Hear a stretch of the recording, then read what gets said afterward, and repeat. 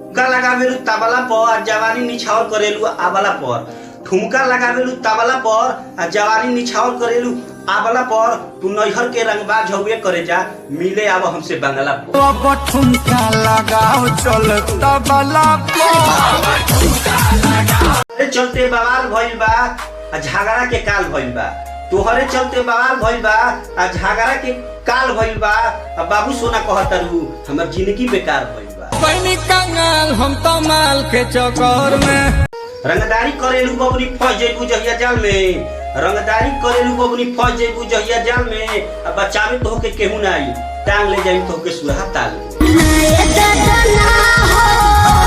उड़ा देम गर्दा रंगबाज हई, पूछ अपना यार से। उड़ा देम गर्दा रंगबाज हई, पूछ अपना यार से।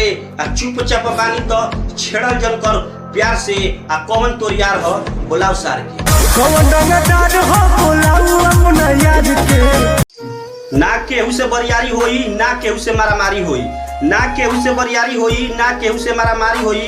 जिला बलिया के रंगदार होई रे पगली, टांग ले जाई धोके या कबारी। असहिना लइकिन के डिमांड होला, बाकी बलिया के लइका ब्रांड होला।